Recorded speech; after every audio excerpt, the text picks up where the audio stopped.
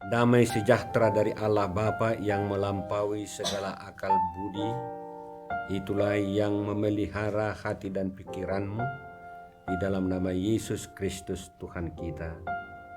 Amin. Saudara-saudara kekasih, di dalam nama Tuhan Yesus, firman Tuhan yang mau kita terima pada Minggu Septuagesima, 70 hari sebelum hari kebangkitan Tuhan, itu dibuat atau ditetapkan dari Injil Lukas pasal 4 ayat 31 sampai ayat 37. Demikian tertulis. Kemudian Yesus pergi ke Kapernaum, sebuah kota di Galilea, lalu mengajar di situ pada hari Sabat. Mereka takjub mendengar pengajarannya, sebab perkataannya penuh kuasa.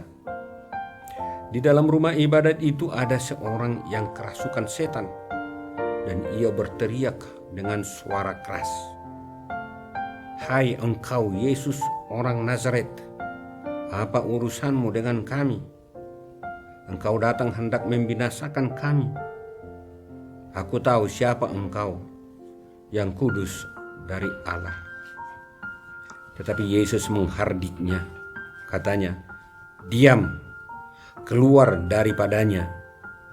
Dan setan itu pun menghempaskan orang itu ke tengah-tengah orang banyak, lalu keluar daripadanya dan sama sekali tidak menyakitinya. Dan semua orang takjub, lalu berkata seorang kepada yang lain, katanya, "Alangkah hebatnya perkataan ini, sebab dengan penuh wibawa dan kuasa ia memberi perintah kepada roh-roh jahat, dan mereka pun keluar." Dan tersebarlah berita tentang dia kemana-mana di daerah itu. Sampai sedemikian jauh firman Tuhan. Saudara-saudara kekasih, apa yang mau kita lihat dari nats ini? Sebagaimana topik yang dibuat HKBP, yaitu Tuhan Yesus yang punya kuasa. Tuhan Yesus yang penuh dengan wibawa. Kalau kita baca Injil, semua Injil, yaitu Matius, Markus, Lukas, Yohanes, sangat jelas dan terang memaparkan tentang kepribadian Tuhan Yesus itu. Tuhan yang kita percayai itu adalah Tuhan dan seorang guru yang mengajar, menasehati dan menyampaikan firman Tuhan, berkhotbah dengan penuh kuasa dan penuh wibawa. Itu sangat jelas kita dengarkan tadi dari nats yang kita bacakan tadi.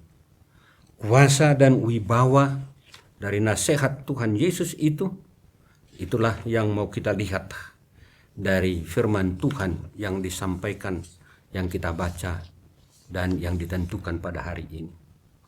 Kuasa dan wibawa Tuhan Yesus itu, itulah yang mau kita lihat apa itu sebenarnya. Saudara-saudara, mengapa Tuhan yang kita percayai itu disebut sebagai Tuhan, sebagai Allah yang penuh kuasa dan penuh dengan wibawa, baik dalam mengajar, baik menasehati, bahkan menegur orang lain. Itu yang mau kita lihat, saudara-saudara. Dia disebut sebagai seorang guru, seorang pengajar, bahkan seorang pengkhotbah yang penuh kuasa dan penuh wibawa. Dari firman Tuhan yang kita baca tadi sangat jelas mengutarakan dan memaparkan kepada kita. Apa itu, saudara-saudara? Kalau ada pertanyaan tadi gitu, mengapa Tuhan Yesus disebut sebagai Tuhan guru yang penuh kuasa dan wibawa? Mari kita lihat satu-satu, saudara. Yang pertama, dia benar memahami dan melakukan atau menghidupi tentang apa yang dia ajarkan dan yang dia khotbahkan. Itu yang kita lihat pertama. Dia paham, dia mengerti, tetapi bukan hanya mengerti, dia lakukan, dia hidupi dia laksanakan di dalam kehidupannya. Karena itu saudara-saudara, apakah inti dari pengajaran Tuhan Yesus itu? Apa inti dari nasihatnya itu? Ya, tidak lain saudara-saudara adalah tentang kerajaan Allah. Dan itu sangat jelas kita lihat dari awal dia untuk berkhotbah itu. Dia katakan saudara-saudara dalam Markus 1 ayat 15. Waktunya telah genap. Kerajaan Allah sudah dekat. Sudah tiba, sudah sampai. Karena itu bertobatlah dan percayalah kepada Injil. Jadi saudara-saudara, inti daripada ajaran Tuhan Yesus itu adalah tentang kerajaan Allah. Dan itulah yang dia bawa juga saudara-saudara, tentang kerajaan Allah itu. Dan itulah yang dia khotbahkan. Dan itulah yang disajikan kepada setiap orang yang mendengarkan. Kalau inti dan dari pengajaran Tuhan Yesus itu, inti khotbahnya tentang kerajaan Allah, sekarang kita mau memahami dulu apa itu kerajaan Allah. Selalu saudara-saudara saya ambil dari apa yang disampaikan oleh Paulus yang sangat sederhana sekali tentang kerajaan Allah itu. Dia katakan begini dalam Roma 4 ayat 17. Dia katakan apa saudara-saudara? Roma 14 ayat 17. Sebab kerajaan Allah bukan soal makanan. Kerajaan Allah bukan soal makanan, tetapi soal keadilan, kebenaran, damai sejahtera, dan sukacita di dalam Roh Kudus. Inilah yang disampaikan oleh Paulus tentang kerajaan Allah itu. Jadi kerajaan Allah itu bukan soal yang abstrak. Walaupun kerajaan Allah yang sempurna yang harus kita capai adalah sorga itu. Tetapi di dunia ini Yesus sudah membawa kerajaan Allah itu. Apa itu? Dia membawa keadilan, damai sejahtera, dan sukacita di dalam kehidupan itu. Itulah yang kita lihat saudara-saudara. Karena itu dapat kita simpulkan, di mana ada kerajaan Allah pasti di situ ada kedamaian, ada keadilan, ada damai sejahtera, dan ada sukacita. Yesus membawa kerajaan Allah, menghadirkan kerajaan Allah, berarti dia menghadirkan, menegakkan keadilan supaya di dunia ini tercipta damai sejahtera dan sukacita. Karena dalam perjanjian lama dikatakan oleh Yesaya, di mana ada keadilan, di situ pasti ada damai sejahtera dan sukacita sampai selama-lamanya. Dan inilah yang diajarkan dan inilah yang dikhotbahkan oleh Tuhan Yesus. Karena itu saudara-saudara, kekuasaan wibawa dari khotbah Yesus yang dia sampaikan dan yang dia hidupi adalah tentang kerajaan Allah itu. Dia memahami itu. Kalau kita katakan tadi, kenapa Yesus itu berwibawa? Karena dia paham, dia mengetahui, dia melaksanakan apa yang dia khotbahkan. Yang kedua, saudara-saudara, yang kita lihat dari nats ini, kenapa Tuhan Yesus itu dalam pengajarannya, dalam khotbahnya berwibawa? Karena dia melawan, mengusir semua bentuk roh jahat. Itu yang kita lihat saudara-saudara. Sangat jelas dalam ayat 2 ayat 33 dalam nats ini dikatakan, di dalam rumah ibadat itu ada seorang yang kerasukan setan dan ia berteriak dengan suara keras. Kita lihat saudara-saudara. Ada orang yang kerasukan setan, atau kita katakanlah di dalam rumah ibadat itu ada roh jahat, roh atau setan. Kalau kita tanya mengapa ini ada saudara-saudara, apalagi dalam rumah ibadah. Dan untuk menjawab itu harus kita lihat secara nyata saudara, kenapa itu ada. Dan inilah yang mau kita lihat dari tindakan Yesus. Karena ada orang yang membiarkan. Ya, Yesus sudah datang tapi orang di sana masih membiarkan orang-orang. Pasti mereka tahu ini siapa orang yang kerasukan setan ini. Tetapi mereka biarkan. Tidak mau mengusir. Dan tidak mau membentak. Yaitu yang kita lihat saudara-saudara. Sampai Yesus datang, orang yang kerasukan setan ini atau setan itu, roh jahat itu masih ada di sana. Kemudian ada orang yang mau kerjasama, bersahabat. Mau berkompromi dengan roh yang jahat itu. Jadi kalau ditanya mengapa itu ada, ya saya katakan ini ada dua hal. Ada orang yang membiarkan, kemudian ada orang yang mungkin bekerja sama dengan roh-roh jahat itu. Tuhan Yesus berhadapan dengan roh jahat itu. Apa yang dia dilakukan oleh Tuhan Yesus? Dia mengusir.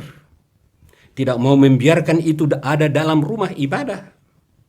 Tidak membiarkan kesempatan bagi Tuhan Yesus untuk berdialog. Tidak ada kesempatan, malah diusir. Dia tidak mau kerjasama, bahkan berkompromi dengan roh-roh jahat itu. Itulah yang kita lihat saudara-saudara. Kenapa Tuhan Yesus berkuasa dan punya wibawa? Karena dia memahami apa yang dia kerjakan, apa yang dia lakukan, kemudian dia mengusir segala bentuk-bentuk roh-roh jahat itu. Sekarang saudara-saudara, apakah yang kita maksudkan dengan roh jahat itu? Apakah itu yang kita katakan dengan setan-setan itu? Saya lihat saudara-saudara bahwa roh jahat itu dimaksudkan bukan hanya oleh seseorang yang kerasukan setan itu yang membuat dirinya menjadi aneh-aneh. Bicaranya menjadi lain dari kebiasaan. Atau membuat orang menjerit-jerit, berteriak-teriak seperti dikatakan dalam nats kita ini. Atau membuat orang pingsan. Tetapi roh jahat itu harus kita lihat secara luas dan mendalam saudara-saudara.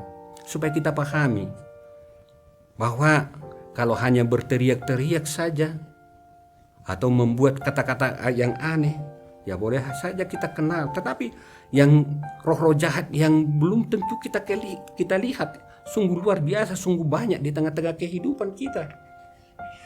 Dan inilah yang sebenarnya yang patut kita usir. Seperti yang disebutkan Tuhan Yesus dan seperti yang dilakukan Tuhan Yesus. Apa itu saudara-saudara? Kekuatan yang ada dalam diri manusia yang membuat dan bertindak melawan segala yang ada dalam kerajaan Allah. Jadi sesuatu yang ada dalam diri manusia yang berlawanan dengan hadirnya kerajaan Allah itu. Apa itu saudara-saudara? Yaitu tindakan atau perbuatan seseorang, sadar atau tidak sadar, yang tidak menginginkan adanya keadilan. Supaya kita lihat. Kalau yang saya lihat roh-roh jahat itu, roh-roh setan itu adalah orang yang tidak suka dengan keadilan. Melakukan penipuan, melakukan tipu muslihat, dan melakukan segala kelicikan untuk mencuri, mengambil hak orang lain. Tetapi bukan hanya hak orang lain, tetapi hak Tuhan. Itu kita lihat saudara-saudara. Sadar atau tidak sadar, ada tindakan yang tidak menginginkan adanya keadilan. Malah melakukan perbuatan-perbuatan yang bertentangan dengan hukum saudara-saudara. Yang kedua saya lihat saudara-saudara bahwa tindakan roh-roh jahat itu atau roh-roh setan itu adalah tindakan yang tidak mengkehendaki ada kedamaian. Yang selalu membuat kerusuhan, menciptakan pertikaian, menciptakan persoalan, dan suka mengkritik tetapi tidak ada usaha untuk memberikan jalan keluar. Ini saudara-saudara, termasuk itu adalah roh-roh jahat yang lebih sadis dari roh-roh jahat yang sedang diusir oleh Tuhan gitu, saudara-saudara. Dan yang ketiga saudara-saudara yang kita lihat adalah tindakan yang hanya membuat sakit hati, membuat orang bersedih, membuat orang susah, menderita dalam kehidupan ini, menciptakan malapetaka. Dan yang tidak senang dengan keberhasilan orang lain, tidak senang dengan kesuksesan orang lain, tidak senang dengan sukacita orang lain. Inilah yang saya lihat saudara-saudara, roh-roh jahat itu yang dalam hubungannya yang bertentangan dengan kerajaan Allah itu. Roh-roh jahat itu saudara-saudara, itulah yang sedang menghancurkan dan menggerogoti semua kehidupan kita di sepanjang zaman. Bahkan mau melawan kehadiran kerajaan Allah. Saudara-saudara, sungguh luar biasa. Tuhan melawan itu. Dan itulah yang menyatakan kekuasaan dan wibawa Tuhan. Dia mengusir itu, melawan itu. Karena itu saudara-saudara, dari penjelasan ini kita lihat saudara-saudara, bahwa Tuhan yang punya wibawa dan yang berkuasa itu, karena hidupnya sesuai dengan khotbahnya, perkataannya, nasihatnya, berpadanan dengan hidupnya.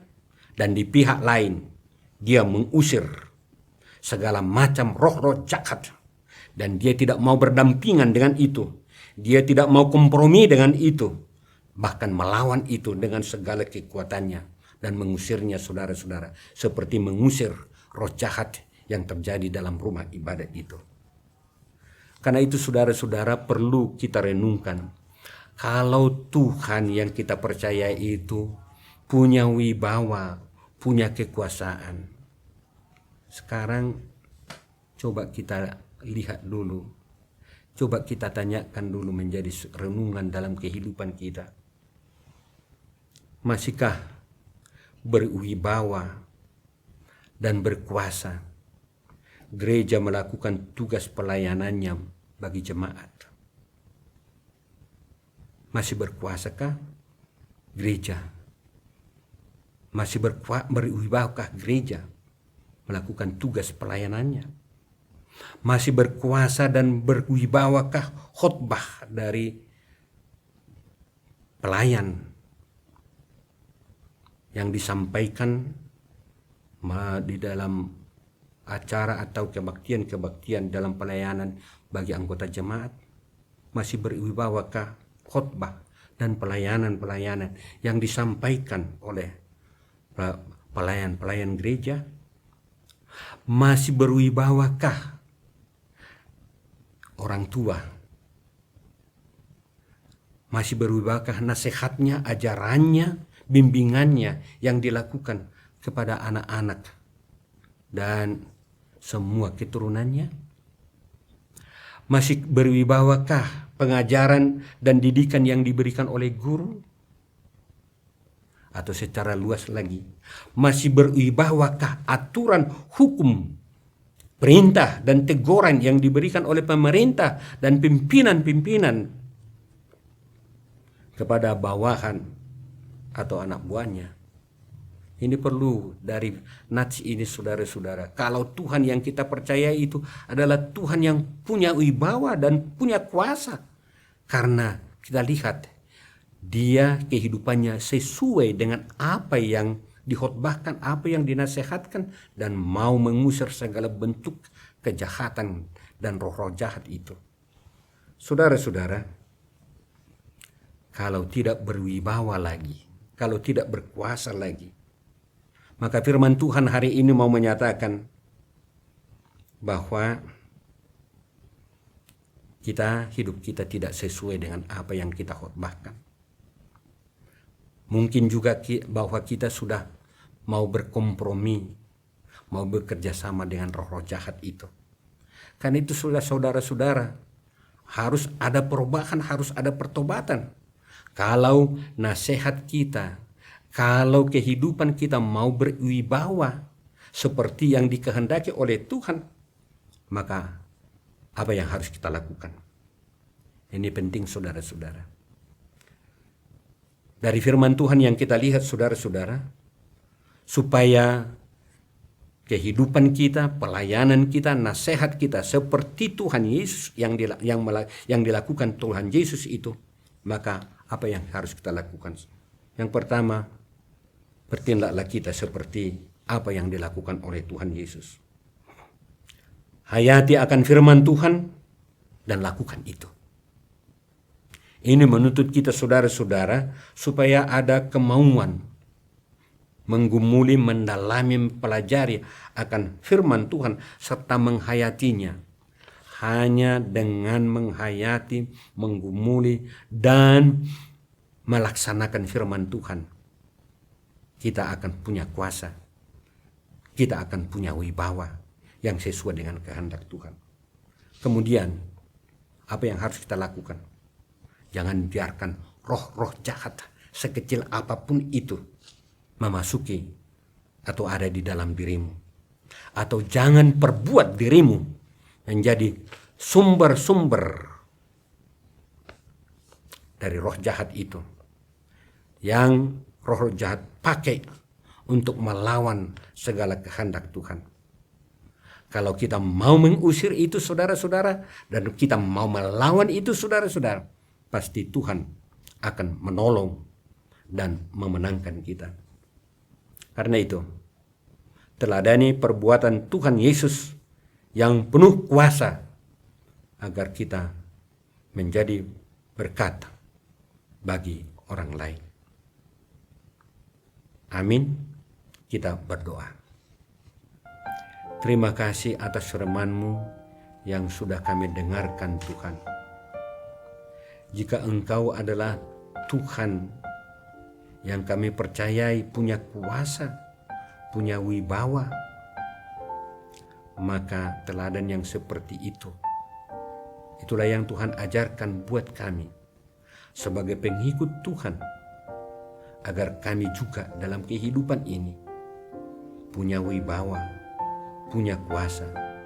Jika kami meneladani kehidupan Tuhan, menyesuaikan segala nasihat kami, kata-kata kami, pikiran kami dengan apa yang Tuhan kehendaki. Kemudian Tuhan, jika kami mau mengusir segala bentuk-bentuk roh-roh jahat, roh-roh yang mau menyesatkan kami, agar kami juga berkekuatan untuk melawan itu jika roh Tuhan ada di dalam diri kami. Karena itu Tuhan, Engkau menasihati kami agar kami meneladani Engkau yang adalah sumber kekuasaan itu, sumber wibawa itu, melalui kemauan kami memahami dan menghayati akan firman. Terima kasih Tuhan, kami berdoa di dalam nama Yesus Kristus Tuhan kami. Amin.